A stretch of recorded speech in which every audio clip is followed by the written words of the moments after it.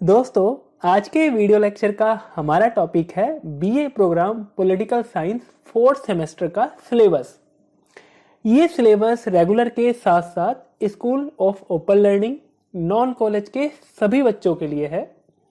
आज की वीडियो में हम आपके सिलेबस पर बात करेंगे कि कौन सी किताबों से और कैसे आप अपने सिलेबस को कवर करेंगे, क्या पढ़ना है और कहां से पढ़ना है कि अपनी सीरीज के इस वीडियो में हम यही जानने की कोशिश करेंगे। तो चलिए स्टार्ट करते हैं। नमस्कार दोस्तों, मैं विशाल स्वागत करता हूं आपका अपने YouTube चैनल पॉजिटिवर्सिटी पर। दोस्तों, पिछले कुछ महीनों से एसओएल और नॉन कॉलेज के काफ़ी स्टूडेंट फोर्थ सेमेस्टर का ओल्ड सिलेबस व्हाट्सएप यूनिवर्सिटी में शेयर कर रहे हैं, लेकिन आपके अपडेटेड सिलेबस में फर्स्ट यूनिट में थोड़ा सा चेंज है। पर आप अपना अपडेटेड सिलेबस कहाँ से पाएंगे, कहाँ से आपको ये मिलेगा? आपको अपना अपडेटेड सिलेबस कहाँ से मिलेगा? देखिए, सबसे पहले आप गूगल के सर्च बॉक्स में department of political science DU type करेंगे। अब फर्स्ट लिंक को आप क्लिक कर लेंगे। डिपार्टमेंट का ये होम पेज ओपन होगा। हम अब मेन्यू में जाकर सिलेबस को क्लिक करेंगे। यहाँ आपको अपना न्यू अप्रूव्ड अपडेटेड सिलेबस मिल जाएगा। एक्चुअली एसओएल और नॉन कॉलेज ने अपनी वेबसाइट पर सिलेबस अपडेट अभी तक नहीं किया है। आप देख रहे हैं यहाँ ऑनर्स और प्रोग्राम दोनों के सिलेबस हैं। प्रोग्राम वाले को चलिए अब क्लिक करते हैं। ये आपका सिलेबस ओपन हो गया।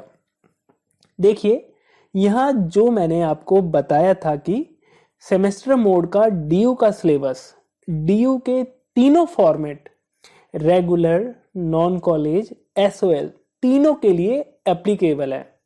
यहाँ ये बात मेंशन है।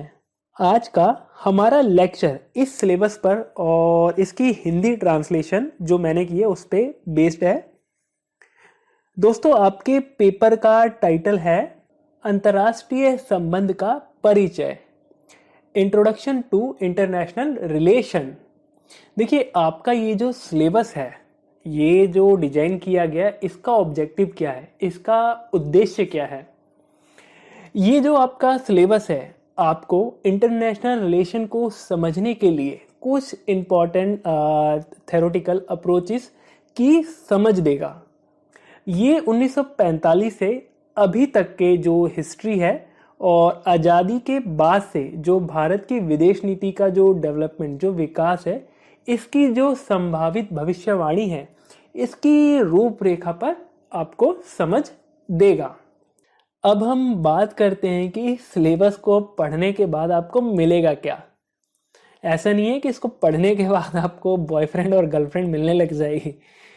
इसको पढ़ने के बाद आपको जो हासिल होगा वो है कि आपको जो थ्योरेटिकल जो अप्रोचेस है, सैद्धांतिक दृष्टिकोण है और अंतर्राष्ट्रीय जो संबंध है, उसकी जो हिस्ट्री है, उसके बारे में थोड़ी सी समझ बनेगी।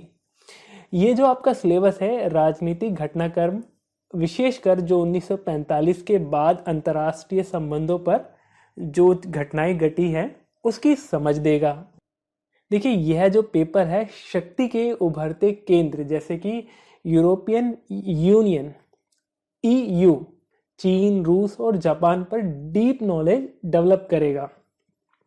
ये जो आपका सिलेबस है, इस सिलेबस को पढ़ने के बाद, सीखने के बाद आप भारत की विदेश नीति की जो बुनियादी निर्धारक है उसके बारे में जानेंगे, समझेंगे और भारत के संदर्भ में कि भारत कैसे एक उभरती शक्ति है, इसके बारे में भी अपनी समझ बना पाएंगे। ठीक है, अब बात करते हैं आपके सिलेबस में कौन कौन से टॉपिक आप पढ़ेंगे।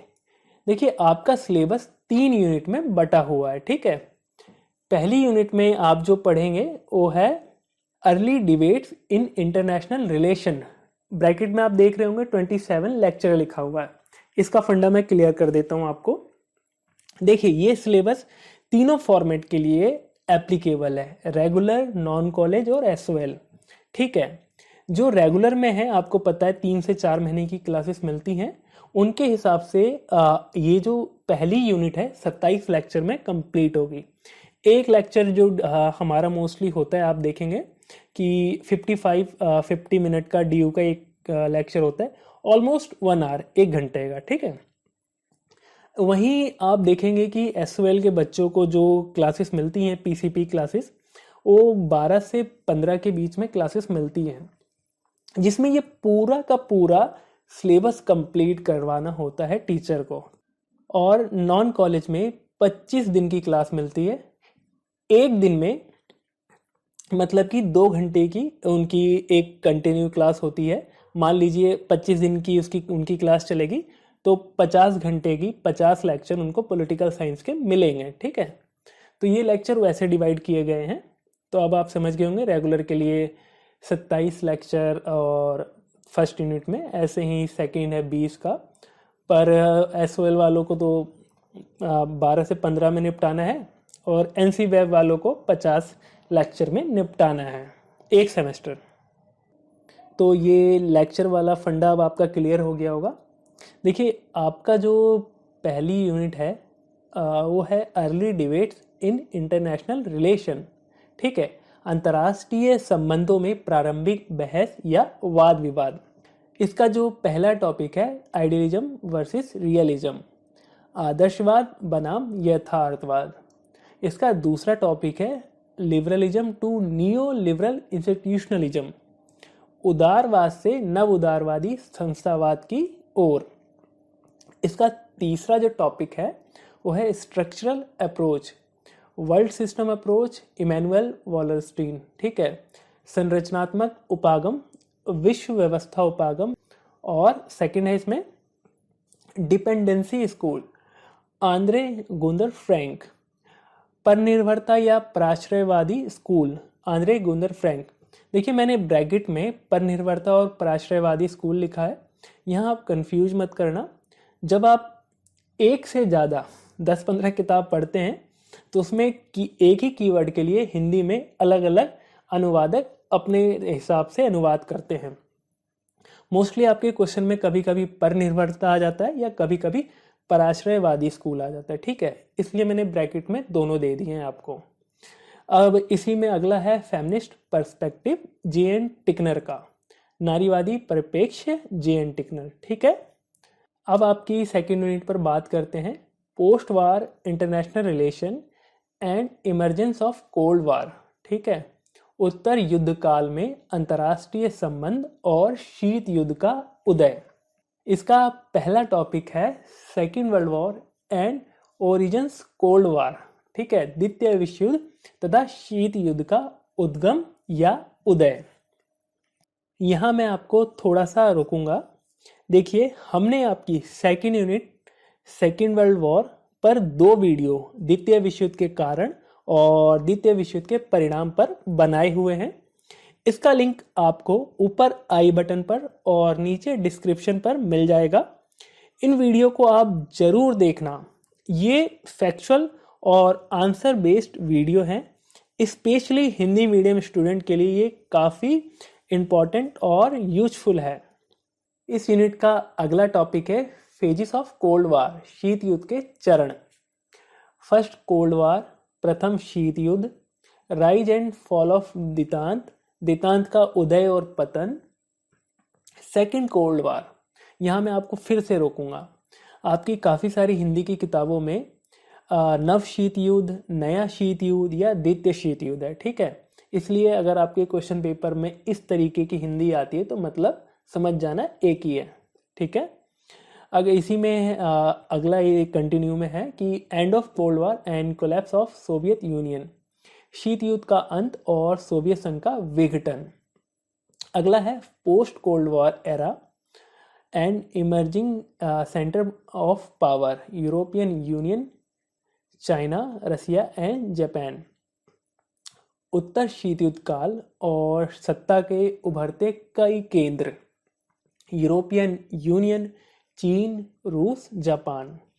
आपकी थर्ड यूनिट है इंडिया फॉरेन पॉलिसी, भारत की विदेश नीति। इसमें पहला टॉपिक है basic determinants, historical, geopolitical, economic, domestic and strategic. निर्धारक तत्व ऐतिहासिक, भू राजनीतिक, आर्थिक, घरेलू और रणनीतिक। इसका सेकंड है India's policy of non alignment, Bharat की गुट निरपेक्षता की नीति। और इसका लास्ट टॉपिक है India an emerging power, Bharat एक उभरती हुई शक्ति। दोस्तों ये था आपका सिलेबस। दोस्तों आपने पहली यूनिट को छोड़कर बाकी सभी यूनिट को पढ़ा हुआ है। क्यों, कुछ याद आया आपको? अगर याद नहीं आया तो चलिए मैं बताता हूँ। आपने 12th क्लास की एनसीईआरटी समकालीन विश्व राजनीति में शीत युद्ध, द्वितांत, शीत युद्ध का अंत, गुट निरपेक्षता, सत्ता के वैकल्पिक केंद्र, ऐसे टॉपिक पढ़े हुए हैं। आपके 4th सेमेस्टर के सिलेबस में ज़्यादा कुछ नया नहीं है। मोस्टली टॉपिक वही है जो आपने पढ़े हुए हैं, बस पहले यूनिट को छोड़कर। यहाँ थोड़ा सा फर्क इतना ही है कि अब आप इन टॉपिक को डिटेल में पढ़ेंगे। इसीलिए सबसे पहले आप अपने बेसिक को स्ट्रॉन्ग कीजिए एनसीईआरटी से, फिर आप बैचलर लेवल पर इन टॉपिक पर आसानी से अपनी समझ, अपनी पकड़ बना पाएंगे। दोस्तों अब हम बात करते हैं कि आप किन किताबों से अपना सिलेबस कंप्लीट कर सकते हैं। हिंदी और इंग्लिश दोनों मीडियम वाले बच्चों के लिए मैं बताऊंगा, ठीक है। सबसे पहले मैं फ्री में मिलने वाली किताब की बात करता हूँ। देखिए स्कूल ऑफ ओपन लर्निंग और इग्नू की जो बैचलर लेवल की बुक है, एसओएल का जो सिलेबस है वो तो पूरा का पूरा डीयू के तीनों फॉर्मेट में सिमिलर ही है क्योंकि सिलेबस एक है।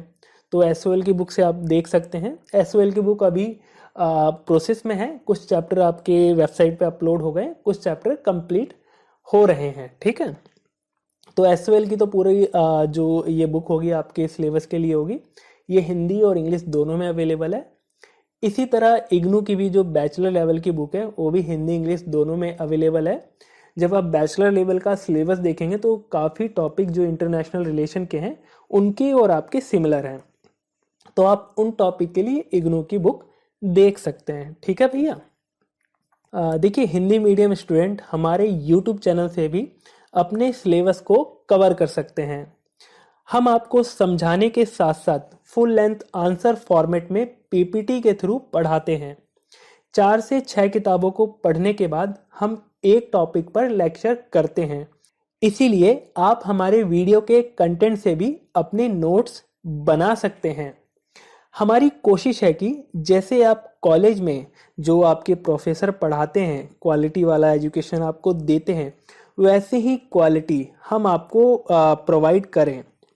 मैंने भी कई सालों तक डीयू में पढ़ाया है। आपने देखा होगा कि आजकल यूट्यूब में उछल कूद करके या 1 से 2 पेज का कंटेंट के साथ आपको यूट्यूब में काफ़ी सारे वीडियो यूट्यूबर मिल जाएंगे, ठीक है। अब बच्चों को लगता है कि दिखने में ये भैया अट्रैक्टिव है, छोटा वीडियो है, ठीक है, तो बहुत अच्छा होगा। अब ऐसे बच्चे यही जो कंटेंट होता है जितना वो वीडियो में बताते हैं उतना ही अपने आंसर शीट में लिख के आ जाते हैं, और इससे होता क्या है कि उनको एग्जाम में लिख के तो आ जाते हैं पर मार्क्स मिलते हैं कम, क्योंकि ओपन के बच्चे होते हैं। अब रेगुलर के होते तो भैया एक होता है ना क्रॉस चेक वाला कि तेरे कितने आए, तेरे कितने आए, 60 बच्चे कंफर्म क्रॉस चेक हो जाता है। अब यहाँ एक के कम आ गए, बोले भाई डीयू वाला ही खराब है, उसको चेक करना ही नहीं आता, उसने मुझे कम दिए। ये नहीं देख रहा है कि 1 से 1.5 पेज का आंसर उसने लिखा है और डिमांड करता है 20 में से 20 मिल जाए। तो जब 1 से 1.5 पेज का लिखोगे, आंसर का फॉर्मेट नहीं होगा, तो डीयू वाला जो एग्जाम आपके पेपर चेक करते हो आपको नंबर देगा कैसे? तो इस चीज़ को आप समझो। ऐसे यूट्यूबर और बच्चों को नहीं पता होता है कि एक आंसर में कितने वर्ड्स या कितने पेज लिखने हैं। इसलिए आपको जहाँ से भी पढ़ना है, जिस भी यूट्यूबर को फॉलो करना है, करिए। बस एक बार आप अच्छे नंबर के लिए थोड़ा सा समय निकालकर जो जो टॉपिक हमने आपको करवा दिए हैं, अब अपने सिलेबस के अकॉर्डिंग उन टॉपिक के लेक्चर जरूर देख लेना, बाकी आपकी मर्जी है। अब मैं हिंदी मीडियम वालों के लिए यहाँ पर बात करता हूँ जो आपके सिलेबस में बुक बताई हुई हैं। देखिए, इंग्लिश में तो भैया सैकड़ों भतेरों बुक बताई हैं, पर हिंदी मीडियम वालों के लिए इन्होंने भी 4 बुक सजेस्ट की है। अब इनमें जो बुक है अजय कुमार जो 2011, ये मैंने अपनी एमए में पढ़ी थी 2011-12 के आसपास। बुक की लैंग्वेज काफ़ी टफ है, और जब एमए का बच्चा नहीं समझ पा रहा तो बीए का कैसे समझेगा, और ख़ासकर ओपन वाला। तो इस बुक के बारे में मैं कुछ नहीं कह सकता।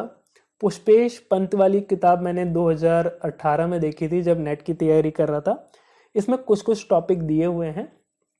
रुमकी बासु ये नाम काफ़ी फेमस है, इनकी बुक अच्छी होगी, ठीक है। और क्योंकि ये सेज पब्लिकेशन में तो किताब थोड़ी महंगी हो सकती है, तो आप इसे देख सकते हैं। और यहाँ पर है इंग्लिश मीडियम वाले के लिए तो भैया देखो भतेरों किताबें हैं, अप्रोचेस हैं, ठीक है, दुनिया भर की हर यूनिट के हिसाब से किताबें हैं, आर्टिकल हैं। तो आप देख सकते हैं रेगुलर की लाइब्रेरी में ये सारी बुक्स लगभग अवेलेबल हैं। और जो ओपन के बच्चे हैं अपने फ्रेंड से ये बुक्स जो जेरोक्स कराते हैं, क्योंकि इतनी महंगी तो कोई ख़रीदता नहीं है, तो जो हर टॉपिक में वो 2-4 आर्टिकल जेरोक्स कराते हैं तो आप उनसे लेके जेरोक्स करा सकते हैं, ठीक है। तो इंग्लिश मीडियम वालों के लिए तो कोई बुक्स की कमी नहीं है।